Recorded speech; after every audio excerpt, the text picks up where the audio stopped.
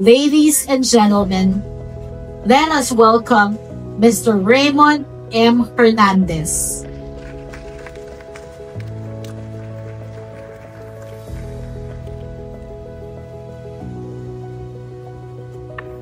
Magandang hapon po sa ating lahat, esteemed members ng Bulacan Chamber of Commerce and Industry, mga kagalang-galang naming public officials, Vice Governor Alex Castro at Attorney Nikki, magandang hapon po, at sa ating fellow business leaders and advocates of transparent and ethical governance. It is an honor and a duty to stand before you today sa nagkakaisa at pangmalakasan na panawagan para sa temang Progress for Transparency, Accountability, and Good Governance. It is a mirror, one that reflects who we are as leaders, how we conduct our business, and what kind of Philippines we will leave behind. Maikli lamang po ang aking time slot, kaya ang may pandinig ay makinig. Bilang pinuno ng RS Livestock Corporation, isang kumpanyang nagsimula sa simpleng pangarap ng aming pamilya at ngayon ay bahagi na ng industriya ng karne sa buong bansa, natutunan ko na ang tunay na pag-unlad ay nagsisimula sa katapatan at transparency. As a business leader in the livestock and meat industry for more than 5 decades, I have seen how transparency defines the difference between growth that lasts and growth that collapses. When we are honest in our dealings, when every peso we earn and every tax we pay is done in truth, we become more than entrepreneurs. We become nation builders. Pero, ang katotohanan, marami sa atin na ang unawa na ang tax ay isang parusa na dapat iwasan, something to negotiate or escape. Hindi ko man kayo masisisi na mag-isip ng ganyan, lalo na sa mga nangyayari sa ating bansa sa kasalukuyan. Tunay na napakasakit at nakapanlulumo. Pero kung isaktabi natin ito at sumunod pa din sa ating obligasyon sa pamahalaan, kaya nga tayo nag-voice out ngayon patungkol sa transparency, accountability, and good governance sa iba't ibang dako ng bansa. In truth, taxation is the highest expression of citizenship. It is the lifeblood of public service and the backbone of a nation that dreams to stand tall. We remind everyone in our organization, kung wala sanang korap, mas maganda sana ang buhay ng lahat. Maganda, maayos, mabilis, at libreng serbisyo sa pampublikong hospital. Maganda, maayos, libre, at kaligdad na edukasyon sa mga public schools.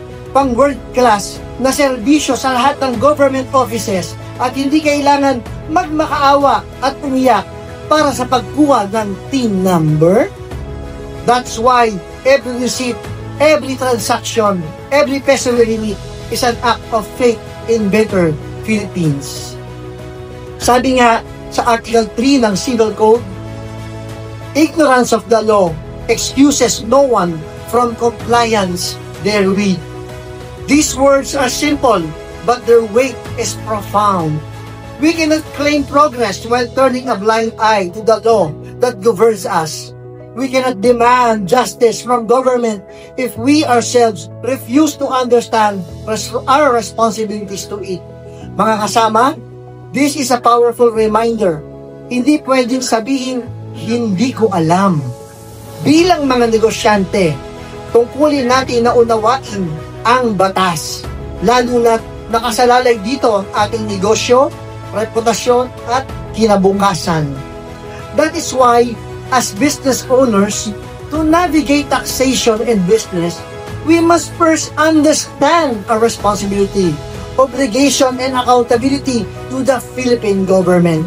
If we expect fairness from the system, we must first practice discipline, and compliance ourselves. We must not only follow the law, we must understand it, embody it, and teach it to those who follow us.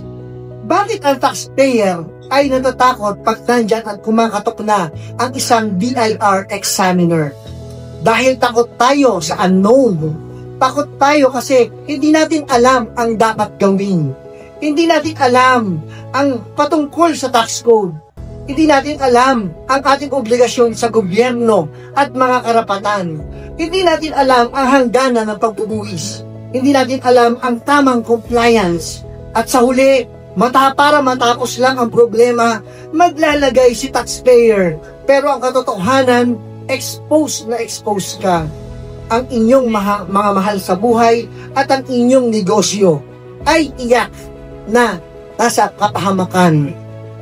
Paano natin ma-strengthen ang backbone ng bawat negosyo?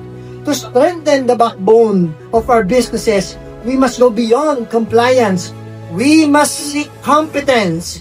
Upang tumatag ang ating negosyo, hindi sapat na sumunod lang tayo. Dapat na iintindihan natin ang diwa at layunin ng tax code. Makipag-partner sa reputable, reliable, and trusted tax consultant. Gayon din, makipag-partner with a credible third-party accounting firm to manage your books with integrity. Sa mga naghahanap ng reputable, reliable, trusted tax consultant, bookkeeping at accountant, nandyan po sila. Handa po kayong tulungan, inabilit ang inyong tax consultant kung makikita nyo po dyan sa may pintuan. Design your own chart of accounts that reflects the nature of your industry, because every business is unique and your accounting should reflect your reality. At higit sa lahat, unawain at gamitin ng tama ang kapangyarihan ng inyong korporasyon. Under the revised corporation code, a corporation is granted a legal personality separate from its owners. But let us remember, the power given to a corporation is not a license to abuse, but a mandate to be responsible. When we use that power properly, as written in our bylaws, we run our businesses with confidence and peace, not fear. Kapag maayos ang iyong sistema at bylaws, kapag malinaw ang iyong libro dahil may unique chart of account, manual ang iyong kumpanya alinsunod sa tax code, hindi mo kailangan matakot kapag may letter of authority na dumarating, dahil ang taong tapat, handa, may kaalaman, kahit inspeksyonin ay panatag. In my journey, I have learned that integrity is not a value on the wall. It is a way of life. Every time we refuse to bribe, every time we file a truthful report, every time we reject an unethical shortcut, we are shaping a culture that says, doing what is right is never wrong. Integrity is leadership. It commands respect without demanding it. It turns followers into believers and employees into stewards of honesty. That is why we continue to remind both the private and public sector that progress built on deception is fragile, but progress grounded on truth will stand for generation. Sa ating mga lingkod bayan na naririto ngayon, nais kong ipaabot ang aking pinakamataas na paggalang. Ako po ay isang number 1 fan. No? Gayon pa man, nais kong ipaalala na ang public service ay hindi pribileyo. Ito ay sagradong tungkulin. Ang panunumpanyo sa bayan ay hindi dapat nakakalimutan sa bawat perma, sa bawat desisyon, sa bawat araw ng serbisyo. Ang tapat na lingkod bayan ay inspirasyon ng bawat tapat na negosyante. At kapag nagsama ang malinis na pamahalaan at matuwid na negosyo, ang bunga ay pag-unlad na totoo at Pilipinas na marangal. To serve with honesty, integrity, and professionalism is not optional. It is your oath. And when you uphold that oath, progress in all its aspects will follow. Because ethical governance does not only starts with law, it starts with example.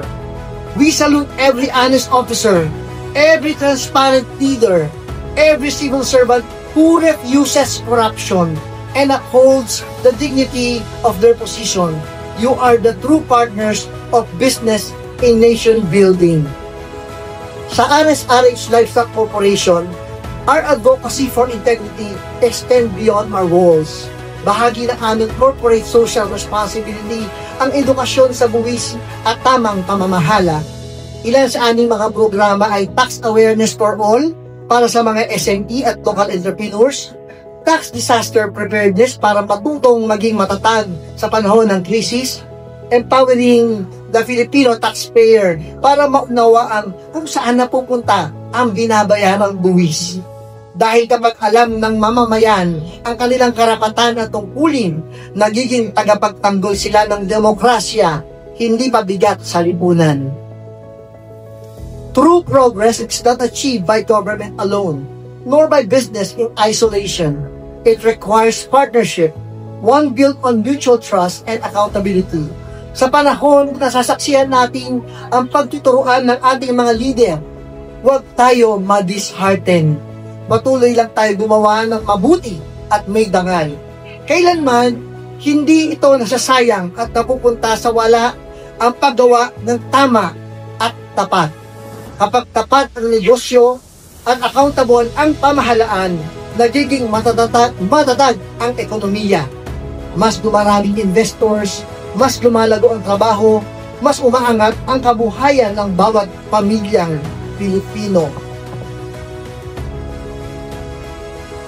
Dito sa Bulacan, kaya natin ipakita ang ehemplo ng malinis, maayos na pamamahala at matinong pagdinegosyo. Ang pangarap ko ay simple, isang Pilipinas kung saan ang integridad ay normal, hindi extra. Kung saan ang pagbabayad ng tamang buwis ay karangalan, hindi kabigatan.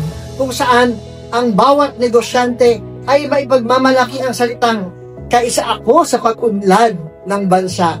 Kaisa ako, kaya maganda ang serbisyo ng aming pamahalaan at mga ahensya nito. Kaisa ako sa pagtatag ng maayos na mga flood control at pagtulong sa mga nasalanta ng kalamidad. Kaisa ako sa maayos na sistema ng pang-edukasyon at health services. O napakasarap i-own ang katagang ito. Let us invest not only in technology and infrastructure, but in moral infrastructure, in honesty, transparency, and good governance na napapanahon. Because the true measure of success is not how much we earn, but how honorably we earn it. Sa aking pagtatapos, hayaan niyo akong magbahagi ng paninindigang lagi kong baon sa araw-araw. Integrity is not something we practice only when it is convenient. It is who we are, especially when no one is watching.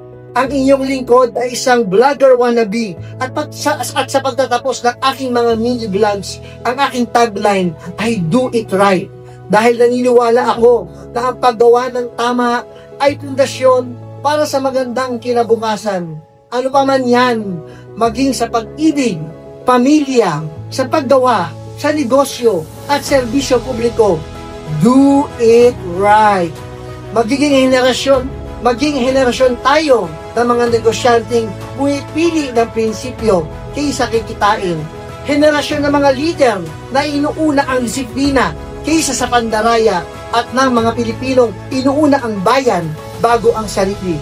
Sama-sama natin taguyod ang isang Bulacan na tapat, isang negosyo na responsable at isang Pilipinas na maunlad dahil makatarungan. At para successful at manavigate natin mabuti ang taxation kahit nakapikit, dapat sa simula pa lang, do it right.